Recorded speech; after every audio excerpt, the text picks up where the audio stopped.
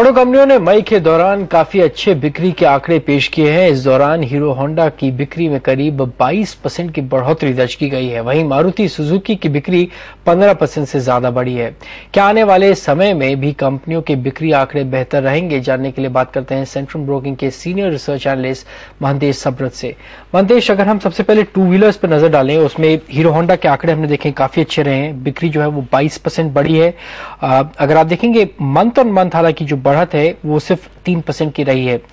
इसका क्या trigger point था और क्या इस तरह की उम्मीद हमें आगे आने वाले महीनों में भी करनी चाहिए हीरो होंडा में? देखिए, जनवरी या लगभग फरवरी से हम देखेंगे कि इंटरेस्ट रेट का दौर ठंडा रहा, यानी इंटरेस्ट रेट्स कम होती जा रही हैं। जाहिर सी बात है कि काफ़ी सारे फाइनेंसियर्स मार्केट में फिर से उतर रहे हैं, फाइनेंसिंग कर रहे हैं एंड ये जोर पकड़ रहा है। इसीलिए हमको हीरो होंडा में ये नंबर्स दिख रहे हैं, उनके आंकड़े अच्छे आ रहे हुए दिखते हैं ईयर ऑन ईयर बेसिस पर। तो यही दौर हम मारुति में भी देखेंगे। मारुति में थोड़ा सा अलग इसलिए है कि उन्होंने कई नई मॉडल्स लॉन्च की, रिट्स पर्टिकुलरली जो लॉन्च हुई है उनकी अभी, और ए स्टार की भी लॉन्च हुई थी पिछले कुछ महीनों में। तो उसके चलते उनके नंबर्स काफ़ी अच्छे आ रहे हैं। ऊपर से मारुति की तो एक्सपोर्ट्स फॉर नंबर्स काफ़ी सब्सटैंशियल रही है। एक्सपोर्ट्स में उनका यूरोपियन मार्केट खुल गया उनके लिए, तो मैं मानता हूं कि सेल्स बनी रहेंगे मारुति के लिए, बट हीरो होंडा के लिए थोड़ा दिक्कत है आगे चल के। टीवीएस मोटर्स के बारे में आपको क्या लग रहा है? यहां पर भी हमने देखा है बिक्री 5% बढ़ी है, लेकिन एक्सपोर्ट्स जो है टीवीएस के लिए वो नीचे हो गए हैं। देखिए, एक्सपोर्ट्स में काफ़ी सारी उनकी जो मार्केट्स हैं जहाँ पे वो अनप्रॉफिटेबल रह चुके हैं, या इवन श्रीलंकन मार्केट है जहाँ पे उनकी एक्सपोर्ट्स बनी हुई थी, वो गिरी हुई है। तो इनके चलते टीवीएस की exports volumes are down. Domestic volume में ग्रोथ अच्छी रही है, मगर मैं ये मानता हूँ कि because Bajaj is losing market share, तो टीवीएस को थोड़ा उसका ज़रूर फायदा दिख रहा है। तो उनकी सेल्स जब तक कि बजाज ऑटो की सेल्स नहीं बढ़ती अच्छी बनी रहेंगी। हमने देखा है फोर व्हीलर्स में, ट्रैक्टर्स में खासकर महिंद्रा एंड महिंद्रा के भी आंकड़े आ गए हैं।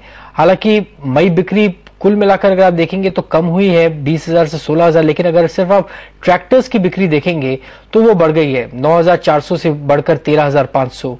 इसको आप कैसे एनालाइज करेंगे? देखिए, ट्रैक्टर्स में तो जरा बेस इम्पैक्ट है। पिछले ईयर के आंकड़ों में पंजाब ट्रैक्टर्स की सेल्स नहीं है। इस साल के आंकड़ों में पंजाब ट्रैक्टर्स की सेल्स है, तो वो डिफरेंस मैं मानूंगा लगभग 2-2.5 हज़ार का है।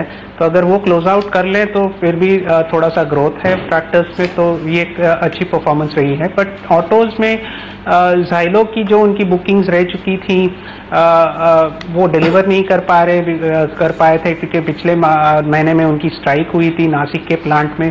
तो जाहिर सी बात है कि प्रोडक्शन रुकी हुई थी एंड डिलीवरीज नहीं होने के कारण सेल्स थोड़ी ठंडी है। तो फोर व्हीलर्स में किसे चुनेंगे आप इस लेवल पे निवेश के लिए, मारुति या M&M?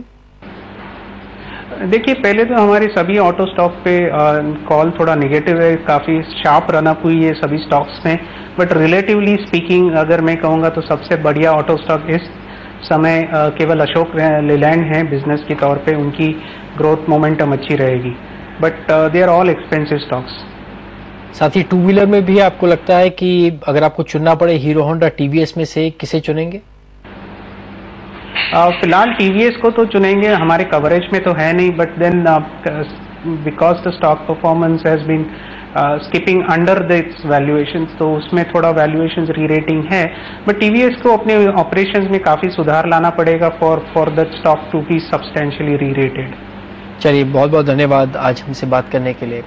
उनको लगता है कि ये सारी ऑटो स्टॉक्स काफी बढ़ चुके हैं लेवल से और एक बार प्रॉफिट बुकिंग करनी चाहिए। आउटलुक हालांकि काफी अच्छा है फिलहाल।